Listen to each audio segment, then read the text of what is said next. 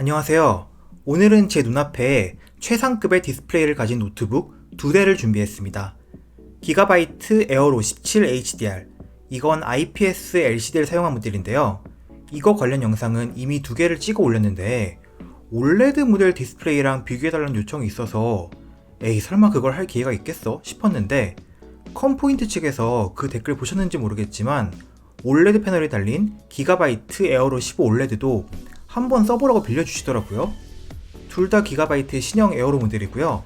왼쪽에 있는 것이 17인치 LCD 모델, 오른쪽에 있는 게 15인치 올레드 모델입니다. 그런데 사실 디스플레이를 리뷰해달라고 해도 제가 뭐 측정 도구를 가지고 있는 것도 아니고 디스플레이에 대한 감상을 말하자면 뭐 엄청 좋아요 이런 말밖에 할 수가 없긴 하거든요. 카메라로 이걸 찍는다고 해서 제가 보고 있는 이 화면을 여러분께 그대로 보여드리기도 힘들고요. 그래서 결국 디스플레이의 스펙을 쭉 읽어야 하는데 제가 지금부터 하는 말을 다 듣고 이해하신다면 이 영상을 더 보실 필요는 없을 수도 있을 것 같아요. 에어로 17 HDR은 배사 HDR400 인증을 받은 17.3인치 4K 60Hz 600니트 광시야각 논글레어 어도비 RGB 100% 패널을 사용했고, 에어로 15 올레드는 배사 HDR400 트루블랙 인증을 받은 15.6인치 4K 60Hz 450니트 올레드 글레어 DCI P3 100% 패널을 사용했으며 둘 다 팬톤 인증을 받았고 델타 E 값 1 미만으로 팩토리 캘리브레이션 되어 나왔습니다. 제가 대체 뭔 소리 하고 있는 거지? 이게 뭐가 좋다는 건지, 왜 이런 걸 사야 하는지 생각하실 수 있어요. 그래서 노트북, 더 나아가 모니터의 디스플레이를 볼 때 뭘 보고 사야 하고 뭐가 좋은 건지에 대해 설명드리려고 합니다. 자, 일반적으로 디스플레이를 볼 때 고려해야 할 사항은 다음과 같습니다. 크기, 해상도, 패널 종류, 글레어, 논글레어, 밝기, 명암비, 색 영역, 색차, 주사율, 응답 속도. 자, 하나하나씩 살펴볼게요. 크기는 뭐 크기죠. 디스플레이를 대각선으로 길이를 잰 것을 화면 크기로 정의합니다. 현재 가장 일반적인 노트북의 크기는 14인치와 15.6인치입니다. 하지만 요새는 17.3인치 제품도 제법 잘 나가는 것 같더라고요. 화면이 클수록 작업 공간이 넓어지니까요. 하지만 그만큼 무게와 부피가 늘어나는 건 감수해야겠죠. 다음으로 해상도, 이것도 아마 용어가 익숙하실 거예요. 디스플레이가 가지고 있는 픽셀의 수를 말하죠. 1920 곱하기 1080 해상도가 풀 HD 해상도로 가장 일반적인 해상도지만 요새는 QHD, 4K 등 더 높은 해상도를 가진 디스플레이가 많이 나오고 있고 화면 비율도 다양하게 나오고 있죠. 4K 해상도는 3840 곱하기 2160으로 풀 HD 디스플레이를 4개 붙여놓은 해상도입니다. 노트북 해상도가 풀 HD면 충분하다는 사람들도 많지만 15.6인치 이상 디스플레이에서 풀 HD랑 4K는 제 개인적인 경험상 분명히 차이가 납니다. 게임이나 영상 감상 때는 별 차이가 안 느껴지는데 문서 작업이나 영상 편집 등의 작업을 할 때는 고해상도가 분명히 이득이 있습니다. 다음으로 패널 종류입니다. 대부분의 노트북은 LCD를 사용하고 최근에 올레드 패널이 노트북에서도 사용되기 시작되었죠. LCD 패널은 IPS, VA, TN 패널로 나눌 수 있는데 보통 IPS랑 VA 패널을 묶어서 광시야각 패널이라고 하고 TN 패널은 시야각이 좁은 패널입니다. TN 패널은 시야각이 좁은 대신 응답 속도가 빠르다는 장점이 있지만 최근에는 IPS 패널의 반응 속도도 과거에 비해서 많이 빨라져서 굳이 시야각이 좁고 색을 왜곡시키는 TN 패널은 사실상 살 이유가 사라졌어요. 그래도 가격이 싸기 때문에 저가형 노트북은 TN 패널을 사용하기도 하는데 사지 마세요. 돈 좀 더 주더라도 광시야각 패널 달린 걸로 사시라고 간곡하게 부탁드립니다. 그리고 올레드 패널은 요즘 핸드폰들이 갤럭시, 아이폰 할 거 없이 올레드 디스플레이를 사용하고 있죠. 그만큼 시야각도 넓고 반응 속도도 매우 빠르고 명암비는 아주 좋고 어두운 곳에서 빛샘 현상도 없고 색감도 좋은 등 장점이 많습니다. 하지만 가격이 비싸고 오래 사용하면 디스플레이에 번인이 생길 수 있다는 단점이 있죠. 에어로 17은 IPS를 사용하고 에어로 15 올레드는 올레드 패널을 사용하고 있죠. 기가바이트에서 올레드 패널에 대해서는 3년간 보증을 해준다고 하니까 그 보증기간 안에 디스플레이에 번인이 생기면 교체를 받을 수 있다고 합니다. 다음으로 글레어, 논글레어인데요. 논글레어는 보통 제품 스펙에 눈부심 방지라고 써 있습니다. 글레어는 거울처럼 빛 반사를 시키는 디스플레이를 말하고 논글레어는 그 위에다가 반사 방지 코팅을 해놓은 디스플레이인데요. 사실 디스플레이의 품질이랑 논글레어 여부는 크게 관계없지만 글레어가 좀 더 디스플레이가 깔끔해 보입니다.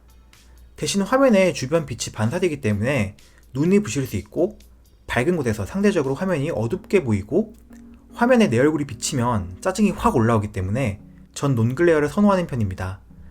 에어로 17 디스플레이는 논글레어, 에어로 15 올레드는 글레어 디스플레이를 사용하고 있습니다.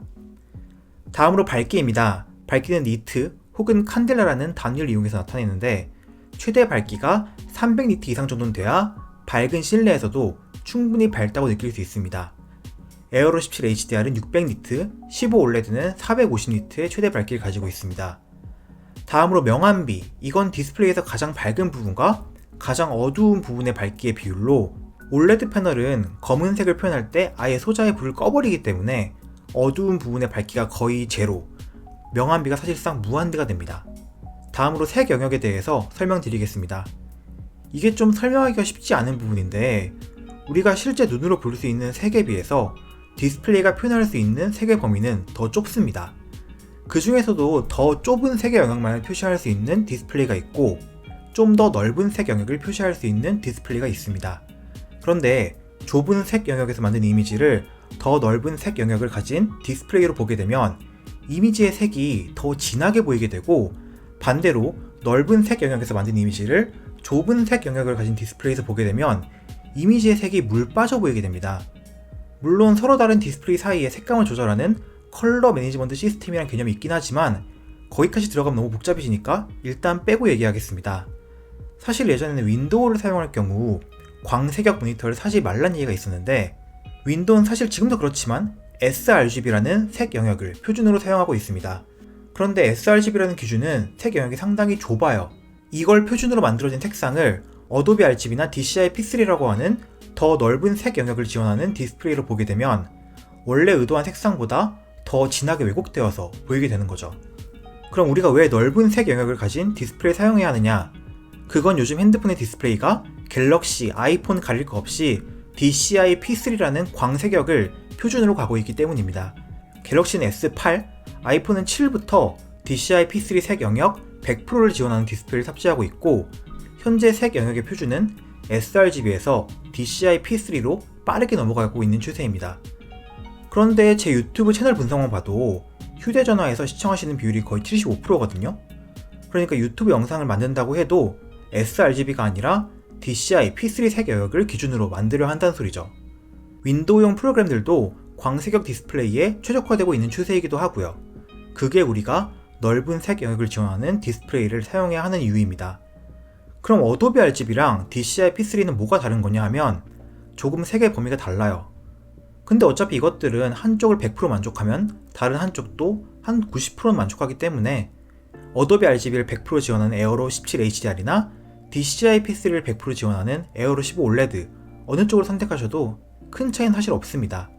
제가 이전 영상에서도 최소한 sRGB 100%를 지원하는 디스플레이를 사용하는 게 좋다고 언급을 했었는데 sRGB 100% 디스플레이는 대략 어도비 RGB 75% 정도입니다. sRGB 60%대를 지원하는 저가형 디스플레이는 어도비 RGB 약 47% 정도밖에 만족하지 못하는데 이런 디스플레이로 영상이나 사진 편집을 하면 나중에 폰으로 결과물을 확인해 보았을 때 음식 색깔이 진해지다 못해 형광색이 되어버릴 수 있습니다. 그런데 문제는 이런 색 영역을 상품 정보란에 제대로 표시하지 않는 제품들이 많습니다. 이건 진짜 열심히 구글링하고 해외 리뷰를 찾아보고 할 수밖에 없어요. 다음으로 색차. 이건 디스플레이가 표시해야 하는 표준 색상과 실제 표시되는 색상 사이의 차이를 의미합니다. 이건 델타 E라는 단위로 나타내는데요. 1 미만이면 굉장히 좋은 거고 이게 3이 넘어가면 눈으로도 확인 가능한 색상 차이가 납니다.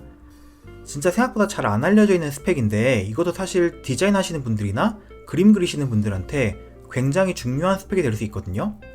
기가바이트 에어로나 에이서, 컨셉트 D처럼 생산 단계에서 디스플레이 캘리브레이션이 이루어지는 제품들은 이 델타 E 값이 1 정도로 낮게 나오는데 흔히들 디스플레이 좋다고 알고 계신 델 XPS 15 같은 제품은 이 델타 E 값이 3이 넘게 나오더라고요.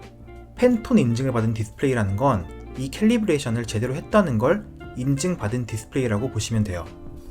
자, 제일 어려운 부분 이제 끝났고요. 남은 건 주사율과 응답 속도, 이 두 가지는 게이밍 용도에서 가장 중요한 스펙으로 주사율은 1초에 디스플레이가 몇 개의 이미지를 출력할 수 있느냐는 거고, 응답 속도는 얼마나 빠르게 화면에 출력되는지 의미합니다. 일반적인 디스플레이는 60Hz, 초당 60개의 이미지를 표시할 수 있는데, 주사율이 높은 모니터는 120Hz, 144, 240, 300Hz까지도 나오고 있어요. 초당 60개의 이미지를 표시하는 것보다는 초당 144개의 이미지를 표시하는 게 더 화면이 부드럽고 FPS처럼 템포가 빠른 게임을 할 때 도움이 되죠. 사람이 그 차이를 체감할 수 있냐고요? 네, 적어도 60Hz랑 144Hz는 무조건 체감이 됩니다. 화면이 엄청나게 부드러워요, 진짜. 그런데 4K 해상도를 60프레임 이상의 고프레임을 재생시키는 디스플레이는 아직 엄청나게 비싸고 실용적이지도 않기 때문에 4K 디스플레이를 가진 노트북은 다 60Hz 주사율입니다. 풀 HD 해상도의 경우 에어로도 144Hz, 240Hz 제품들 나오고 있으니까 체크해보시기 바랍니다. 물론 FPS 게임 할 거 아니면 높은 주사율이 사실 엄청 도움되는 건 아니긴 합니다. 자, 마지막으로 배사 HDR 인증인데요. 사실 이건 디스플레이 스펙에 따라 그냥 인증을 받는 거라 이 기준 자체가 중요하다기보단 앞서 설명한 하나하나의 요소들이 더 중요하겠습니다. 자, 어떻게 설명한다고 설명했는데 이해가 가게 잘 설명했는지 잘 모르겠네요. 근데 이 디스플레이 요소들을 판매자가 제대로 다 명시해주는 경우가 많이 없어요. 안 좋은 스펙을 숨기려고 일부러 말을 안 하는 경우도 있고, 그냥 별 이유 없이 명시되어 있지 않은 경우도 많아요. 노트북 판매처에서 풀 HD 선명한 디스플레이다 이렇게만 적어주면 그걸 그냥 고지고대로 받아들이지 마시고, 패널 종류는 무엇인지, 색 영역은 어떤지, 밝기는 얼마나 밝은지, 글레어인지 논 글레어인지, 게이밍 노트북이라면 주사율은 얼마인지 이런 내용들을 확인하시고, 만약 정보를 찾을 수 없다면 구글링을 하시고 저한테 물어보셔도 제가 찾아볼 수 있는 범위 내에서 답변 드릴 테니까 꼭 잘 알아보시고 구매하시는 걸 추천드립니다. 디스플레이 중요하거든요. 그리고 기가바이트 에어로의 4K 디스플레이는 맥북을 포함해서도 정말 최고의 노트북 디스플레이 중 하나예요. 만약 본인이 좋은 디스플레이를 가진 노트북이 필요하다 하시면 기가바이트 에어로는 정말 적극 추천합니다.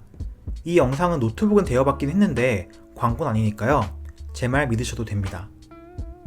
자, 그럼 도움이 되셨길 바라며 다음에 뵐게요.